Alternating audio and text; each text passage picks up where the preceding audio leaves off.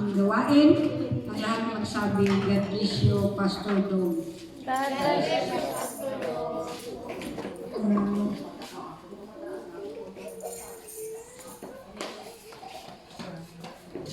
Praise God, tumayo po tayong lahat mga kapatid. Hiniling ko yung mga bata. Mga bata, pay attention. Dito, makinig muna kayo sa akin. Dito, mga bata, makinig kayo sa akin. Dito, makinig kayo sa akin. Huwag nating hayaan na ipagpatuloy natin ang pananambahan natin na kung saan hindi natin i-involve ang mga bata. So meron man kayong baga, may Sunday school, parang nakasanayan na para makuha ang attention nila, tinuturuan sila doon. Ano po? Okay, so ang aking pakiusap dito po sa aking observation, sa nakakita ko, turuan ang mga bata na panahon sa worship, hindi lang na wala silang participation. Turuan sila kung paano magpuri. Kasi pinaka-the best, makinig kayo mga bata, pinaka-the best kasi, yun talaga ang pinakahihintay ng Panginoon sa lahat na binigyan niya ng hininga, all that hath breath. Pag sinabi mo all that hath breath, walang exempted yan. Bata, matanda, kuha natin. Lahat kasi yan. Makinig kayong mabuti. All that hath breath. Ano po? Kasi minsan tayo nakikita, minsan tayo nag-worship. Pagkatapos, hindi po magandang image. Nasa worship time tayo. Ang mga bata nakita ko, wala nang pakialam. Sila na lang sa kanilang sarili kung ano ang gusto nila. Hindi po natutuwa ang Panginoon. Pasensya lang, sinasabi ko ito. Kasi nalulungkot ang Panginoon. Kasi wala na tayong pinaka-the best na pwede ihandog sa atin, kundi yung ating worship. Yung ating matatapat na pagpupuri. Sabi ng Panginoon, nauuhaw siya, di ba? Doon sa 7 sayings, nauuhaw. Ano ang kaugnayan doon sa Old Testament?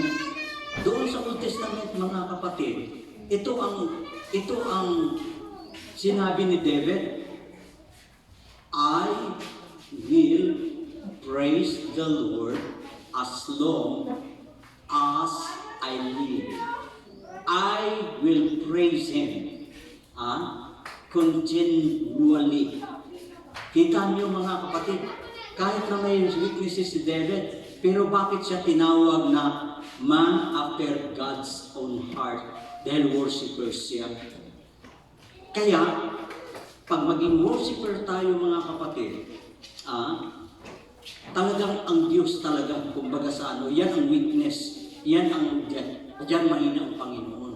Pagka ni-worship natin siya, talagang sabi nga niya, wala nang pinakamasaya, wala nang nakapagbigay ng kasiyahan sa kanyang mga pagpupuri ng kanyang mga anak. Kaya ang akin lang, pagdating sa turuan natin sila, na pagdating sa worship, inuwan tayo lahat, ibigay natin lahat. Mga bata, turuan, yan sa kanilang buwan. Inaano natin kasi hindi natin na-educate na sila na pagdating sa mag-behave sila as para sa mga adults. Pero sa totoo lang, mayroon talagang room para sa mga bata, mayroon lang para talaga sa kanila kasi hindi lang kakayanin. Yung ating ginagawa, iba yung kanilang attention, ilang porsyento lang, mawala na kagad ang kanilang diyan. At saka alam naman natin mga bata, hyper, mga kuwan, gano'n. Kaya meron talaga niya sila. Pero, ganun pa man mga kapatid, kung hindi pa man natin nagagawa na ibukod talaga sila pagdating sa kanila, ito na lang ang gagawin natin. Dahil hindi naman hindi naman mga kapatid, sa lahat ng panahon, i-involve natin sa worship lang. Okay ba mga kapatid? Palakpakan natin mga sa worship lang. Worship lang. Oh, ano bang pwedeng maihandog natin? Wala naman. Na pinaka-the best na handog, wala. Worship lang talaga. Hallelujah. Kaya, pag mga bata, tulungan din natin kasi ang mga magulang, sila ang pastor at pastor. Ang magulang, sila ang mga pastor sa kanilang mga anak. Kaya, ano natin, pagdating sa worship, i-remind natin, kailangan. No. Kaya yung nagtuturo naman sa kanila, turuan talaga sila na maganda nga, pagka meron na talagang paano ang kwan. Magdala ng gawain, di ba? May leader, may ganun. Di ba? Ginano man yan sa kids, tinuturuan yan sila mga kapatid. So, anyway, hallelujah. Everybody say praise the Lord. Hallelujah. So mga kapatid, palibasay, meron pong instruction ang mga salita ng Diyos. Bago po tayo makinig ng konting salita ng Diyos, hindi na ako magpapakahaba pang mangaral. Konti lang mga kapatid. Dahil hindi na pwede hindi na Mr. Pangaralan kayo, bigyan na kayo ng mensahe. Yun ang maganda doon. Praise God. Hallelujah mga bata. Tayo muna mga bata. Tayo muna tanong. Tayo. Yan tayo. Praise God. Ayan. Napakaganda. Napakaganda mga kapatid. Kasi lahat tayo involved sa gawain ng Panginoon. Praise God. Hallelujah. So, ang awit lang tayo ng isang awit, ma-involve sila.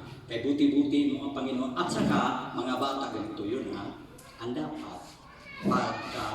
Pagka nag-worship tayo sa Panginoon, dapat taintindihin sa ipakuan nyo rin na huwag kayong ng cellphone, huwag muna kayong magkalabitan, pag nakita nyo mga malalaki, kaya nakita nyo na pumipikit, matuto rin kayong pumipit na kuan. Kasi pag nakita ng Panginoon na nag-worship kayo, talagang ang Diyos talaga, hindi niya kayo mga bata, talagang aalalayan, tutulungan talaga kayo ng Diyos, hindi kayo papabayaan ng Diyos, iingatan kayo ng Diyos. Kasi nakita niya na kayong mga bata, sa kabila ng mga bata pa kayo, na marunong na rin kayo magpasaya sa puso ng Panginoon.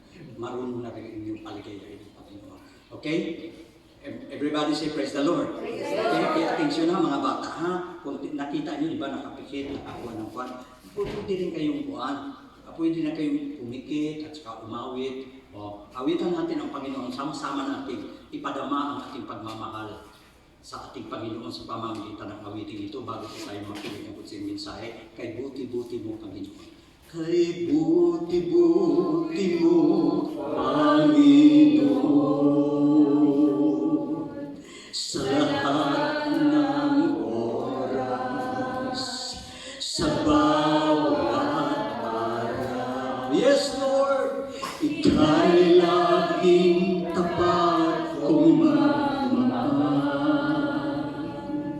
Ang iyong kawa ay magpasawalang. Itaas natin mga kamay, mga bata, lahat tayo. Pinupuri, sinasamba kita, dakilang Diyos at Panginoon. Tunay na ika'y walang katulad, tunay na ika'y di nagbabago. Mabuti ang Diyos na sa amin ay nagmamahal. For the last time, pinupuri, sinasamba kita, dakilang Diyos at Panginoon. Tunay na ika'y walang katulad, tunay na ika'y di nagbabago.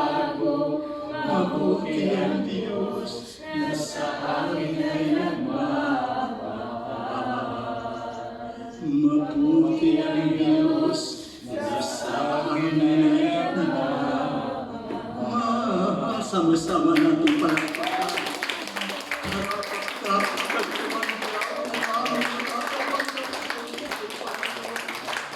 Wala pa kami may handog sa inyo. Wala pa kami may gaganti o naman may babayad sa inyo, Panginoon. Kahit sa sunting konting sandali ng aming pagtitipon, dapat maantig ang iyong damdamin. Maabot namin, Panginoon, ang iyong presensya. Panginoon, Ikaw ang pag-asa ng aming kaluluwa. Ikaw, Panginoon, ang aming kalakasan. Kaya naman, O Diyos, salamat ng iyong mga anak sa aming sama-samang pagsamba. Hindi lamang ang mga magulang, sa ng mga anak, Panginoon, lahat kami, Diyos, nag-aalay sa iyo ng aming pagpupuri sapagkat alam namin na ikaw ay nalulugod. Natutuwa ang iyong damdamin kapag narinig niyo mula sa aming mga labi ang mga matatapat na pagpupuri. Panginoon, sa umagang ito, sa tanghaling ito, pagpalain niyo po ang mga bata, Panginoon, na magkaroon po sila, O Diyos, ng pagmamahal sa inyo, kung paano nila ma-express ang kanilang pagmamahal. Ito ay sa pamamagitan lamang ng pagpupuri. Kaya matuto silang magpuri sa iyo, Panginoon. Matuto silang maging seryoso, O Diyos, pagdating sa simbahan.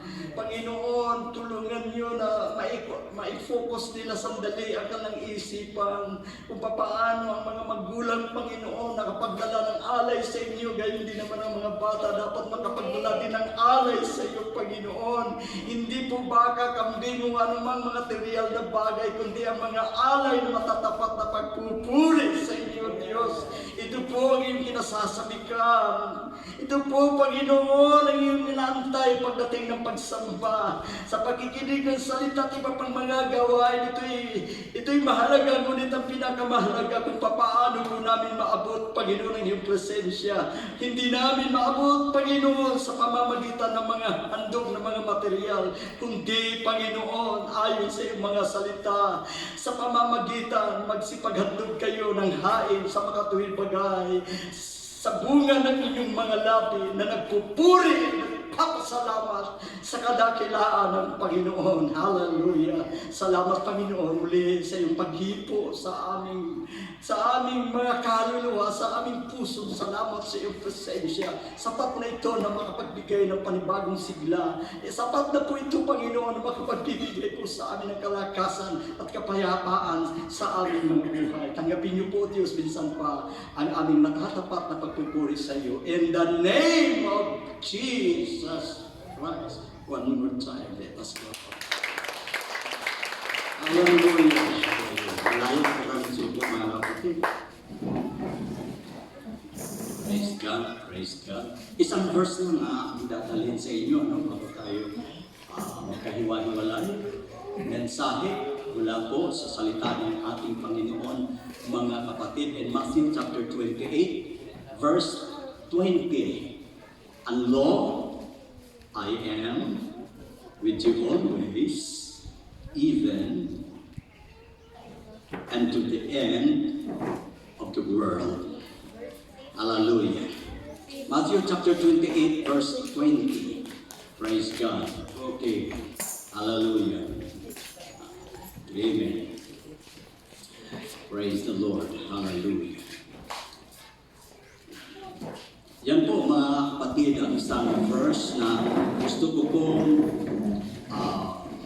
bigyan ng buhay.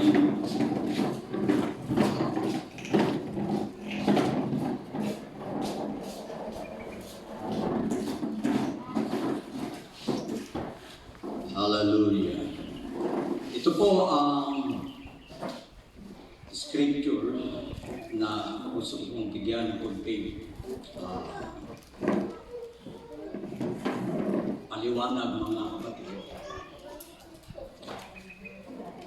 Matthew chapter 28, verse 20, Jesus said, And lo, I am with you always, even unto the end of the world. Narito, ako isa sa inyo hanggang sa kadulutuluhan ng sanglibutan. Ang mga Bible scholars, mga kapatid, dalawang bagay ang kanilang binanggit. Hanggang kailan sasamahan tayo ng Panginoon? Hanggang saan sasamahan tayo ng Panginoon? So mga Bible scholars, mayroong dalawang sinabi, mga kapatid, kung hanggang saan tayo sasamahan ng Panginoon.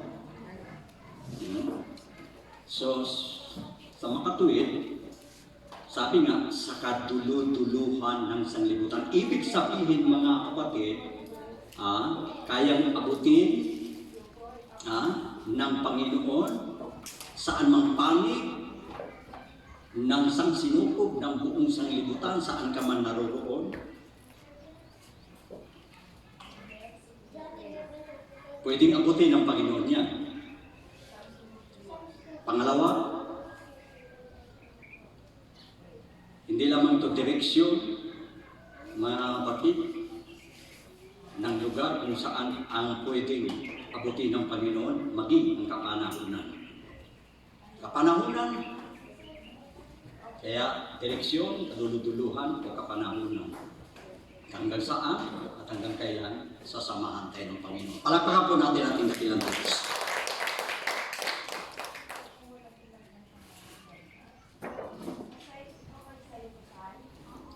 Kaya, ang good news, mga kapatid, ang good news para sa atin, nakilala natin ang Panginoon na hindi lamang limitado sa isang dako. Amen. Kayo ba'y natutuwa, mga kapatid? Yan po ang magandang balita para sa mga anak ng Diyos. Na ang Diyos na ating pinaglilingkuran ay Diyos na may kakayahan sa lahat ng lugar, sa lahat ng panahon. Naroon siya. Kaya nga, sa Psalms 139, mga kapatid, merong sinasabi doon na kung pwede bagang makakapagpubli, pwede bagang makapagtago ang tao sa presensya ng Panginoon. Ito, mga kapatid, tandaan natin, ang mensahe ng Panginoon galing kay Salmista David, pwede bagang makapagpubli ang tao sa presensya ng Panginoon. Ang sabi ng banal na kasulatan, kung ako'y sasampa sa langit, halimbawa, sasakay ka ng airplane, sasakay ka ng mga spaceship, kung anong mga paraan para makasampa ka doon sa langit o sa ibabaw, sa papawid, anong sabi ng Biblia? Naroon, nandun ako. Kalakpakan natin ng Panginoon. Hallelujah. Kaya kung tayo mga kapatid ay sasakay ng aeroplano, kung anumang sasakyang panghimpapawid, huwag kang mabahala, huwag kang matakot. Amen. Dahil sasamahan tayo ng Panginoon. Naroon at naroon ang Panginoon. Hallelujah. At kung gagawin mo naman, ay pupunta ka sa napakalayong lugar na ano pa, tatawid ka sa ibayo o sasakay ka ng barko. At sabihin mo, hindi na ako masusundan ng Panginoon dahil sa napakalalim na karagatan, napakalayong lugar na ating pupuntahan, hindi na ako masusundan ng ating Panginoon. Pero ang sabi ng banal na kasulatan, naroon din ako. Hallelujah! Amen! Amen! Praise God! Hallelujah! Nako, sabi naman ng tao, ito, magtatago ko sa pinaka madilim na dako upang sabihin, hindi na ako makita ng Panginoon. Kaya ang tao, mga kapatid, kampante gumawa ng kasalanan, dahil hindi naman ako nakikita ng Panginoon. Madilim na ito. Wala namang kandila, wala namang ilaw na pwedeng lumiwanag. Kaya ito na pagkakataon ko, makakagawa ako ng sa kanyang akin. Kung mga bagay na di kalugod-lugod, hindi naman makikita ng Panginoon dahil nasa madilim ako ng dako. Pero, ang salita ng Panginoon nagsasabi mga kapatid, tingnan nyo, maging sa ipapawid, maging sa karagatan, maging sa kailaliman, ano ang sagot ng salita ng Diyos, naroon nandun ako. Ngayon naman, sasabihin mo na ako, hindi na ako ikaw makikita ng Panginoong palibasay. Nagtago ako sa pinakamadilim na dako. Ang sabi ng Biblia, ang kadiliman at ang liwanag ay parehas din. Hallelujah! Amen. Woo! Hallelujah! Ganyan mga kapatid. Ang kakayahan ng kapangyarihan ng Panginoon, wala kang ligtas. Wala kang lisod. Kung magtago ka sa kadiliman, ang dilim ay tila magkapares din sa liwanag. At sabihin mo na rito, ako'y nandun sa pinakamataas na tao. Saan ka pupunta? Ang sabi ng banal na kasulatan, God is omnipresent. Meaning, He is everywhere present. Talakpakan natin siya mga. Hallelujah! Amen! Kaya, sa buhay natin mga kapatid, walang maikubli, walang maitatago sa harapan ng Panginoon. Kaya kung alam mo, mga kapatid sa iyong sarili, na ikay medyo lumilihis ng landas, kung ikay nagkakamali, ikay nakakagawa ng masama, ikay nagkakasala, hindi ka pwedeng makapagtago. Lumapit ka sa Panginoon. Amen! Magpakumbaba ka. Humingi ka ng tawad sa Panginoon. Wala nang ibang lunas o paraan para ikaw ay ma-reconcile sa harapan ng Panginoon. Kasi wala tayong pwedeng mapagtaguan. Ang buong buhay natin mga kapatid, kilala ng Panginoon. Kahit nga ni isa sa buhok natin, wala namang nakakabilang na buhok, napakarami ang buhok. Ano po? Sabi ng Panginoon, ni isang buhok ay bilang ng lahat. Bilang ng lahat po. Kahit nalagas niya, bilang pa rin ng Panginoon. Ang lahat ng ating mga buhok. Ganyan mga kapatid, ang power ng ating nakilalang Panginoon. Kaya nga, pagdating ng pagbubuo, maging King Solomon mga kapatid, ito nga ang pinakahuling pangungusap ni Solomon sa harapan ng Panginoon. Ito ay saklaw ang lahat ng mga tao. Noong unang kapanahonan, maging sa kasalukuyan, sa binitawang mga kataga ni Solomon, ang lahat ng ito mga kapatid, ang lahat ay kabahagi. Angkop pa rin mga kapatid, noong unang kapanahonan hanggang sa ating kapanahonan, ito ang babala na kanyang sinabi. Hear the conclusion of the whole world. Fear God and keep His commandments. For God shall bring every work into judgment, whether it be good or whether it be evil. Ito ang wakas ng bagay. Ikaw ay matakot sa Diyos. Bakit? Bakit?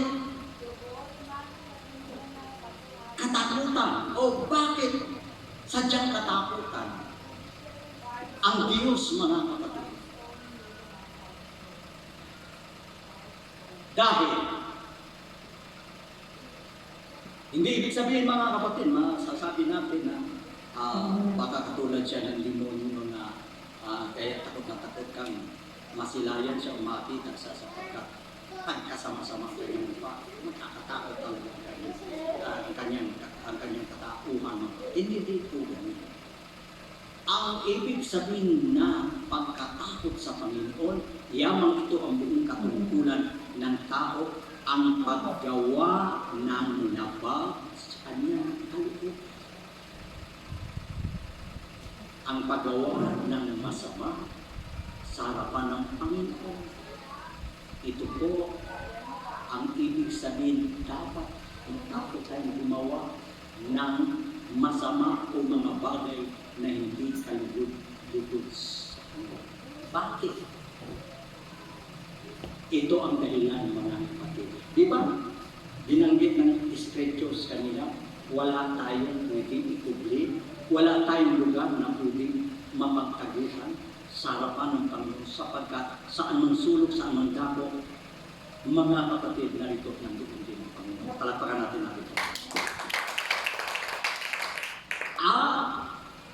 Huling pangungusap ni Solomon, sapagkat ito ang matindi, sapagkat dadalhin ng Diyos sa katularan ang lahat ng mga gawa ng tao. Maging ito'y mabuti o maging ito'y masama. Ibig sabihin, kapag ika'y gumawa ng mabuti, mga kapatid, may gandigmanan. Mayroon kang tatanggapin mula sa Panginoon kasi siya ang Diyos na hindi katulad ng tao na lumilimot. Yung ating mga pagpapagala, yung ating mga ginagawa, mga kapatid, hindi niya niya nakakalimutan. Sa makatwid, ang lahat na ginawa natin, alam-alam sa Panginoon, meron talagang kaakibat na regalo o gantimpala ng Panginoon. Di ba sa 1 Corinthians 15 verse 58, huwag mong himango. Huwag mapagod. Huwag tumigil sa paggawa ng mabuti.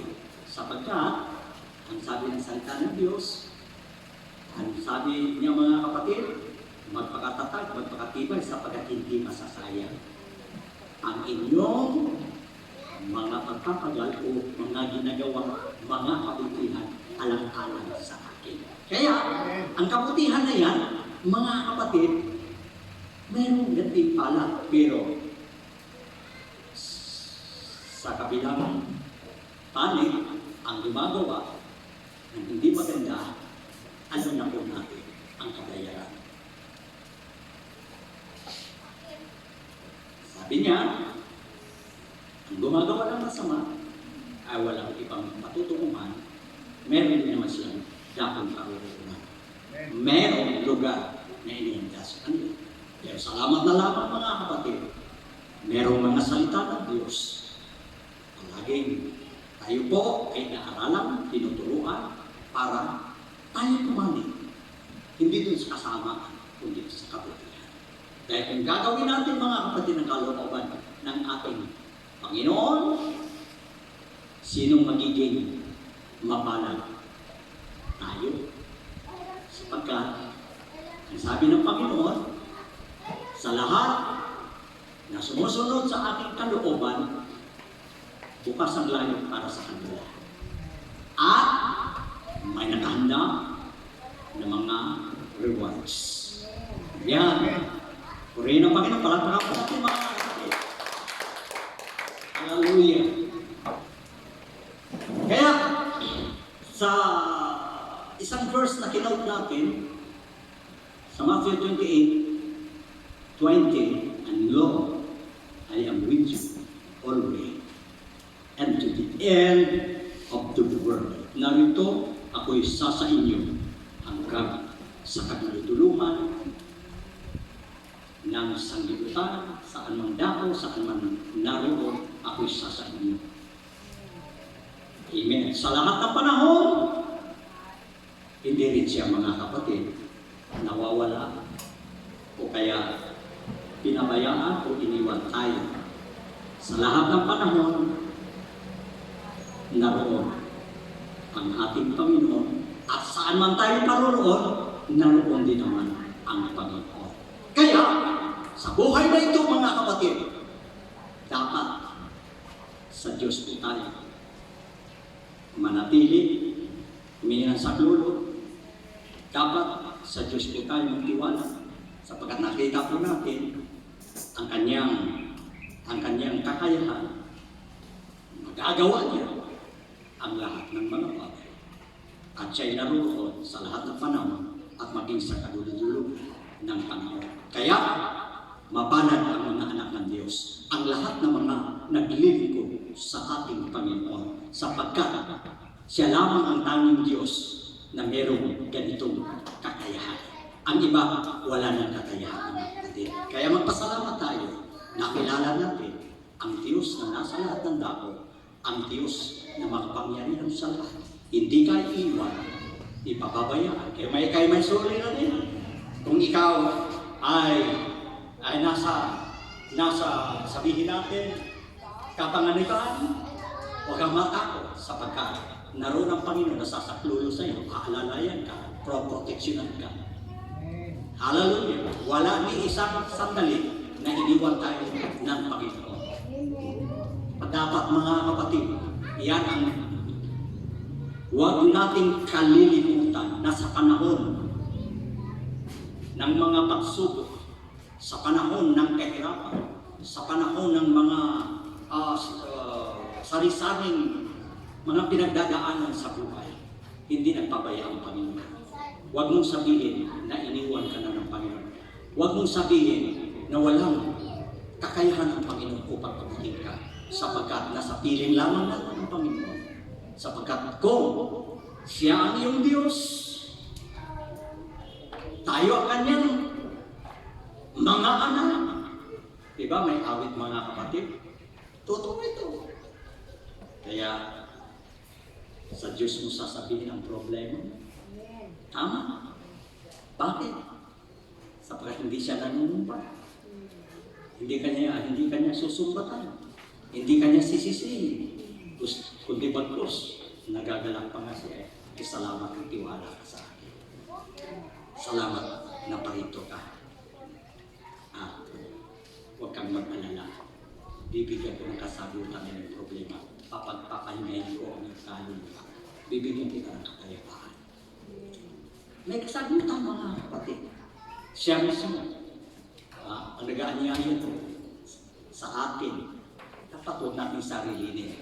At huwag natin, huwag na lang natin ipagsasabi kung halimbawa hindi maintindihan tayo ng tao. Sabihin na lang po natin sa Diyos. Dahil ang Diyos, mapagmalasakit, maunawain, alam niya kung ano ang mabuti para sa atin. Kaya, isa pang napakaganda mensahe doon sa awitin, hindi ka nag-iisa. Palakpakan natin ang Panginoon. Hindi ko tayo nag-iisa. Siya'y karamay natin, hindi lang sa panahon na masaya ka. Hindi lang sa panahon na ikay masagana, sa lahat ng panahon, karamay tayo ng Panginoon. Kaya yan, makakatandaan natin. May backup tayo. Everybody say backup. Kaya may confidence tayo mga kapatid na harapin ang lahat ng hamon ng buhay. Huwag tayong masiraan ng loob. Patuloy lang. Bakit? Dahil may backup tayo. Sabi ng Panginoon, hindi kita iiwan. Hindi kita papabayaan. Ako'y isa sa iyo. Sige. Patuloy lang. Dahil nandiyan ako sa iyong likuran. Kaya walang dahilan na sumuko tayo mga kapatid. Ano man ang ating mga pinagdadaanan sa buhay. Problema, pagsubok, kahirapan, o ano pa man dyan. Isipin natin ang verse na ito. I will never leave you nor forsake you. Palakpakan po natin ang ito.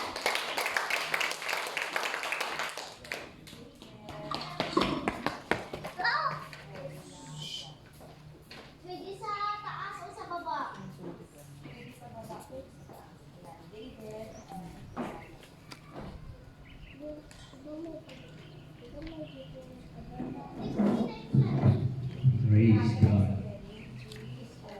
Mga kapatid, ito na po ang tamang pagkakataon na sarilin po natin, masariling po natin ang Panginoon. Pakinggan ang kanyang sinabi. Sa Matthew chapter 11, verse 29 to 30, tumapit kayo sa akin. Kayong lahat na nahihirapan, nakakagana, sapagkat ako'y maamo at mapagpaklubang ang puso, at kayo'y makakasuko ng kapahingahan. Amen. Kaya mga kapatid, huwag tayong umalis na hindi muna natin lapitan tugunin ang paanyaya ng Panginoon. Ang sinasabi, anak, wala kayong magagawa kung wala ko sa inyong buhay. Kaya, kailangan mga kapatid, nakita natin ang ating Panginoon at sabihin natin sa Kanya, ano man ang iyong kalagayan,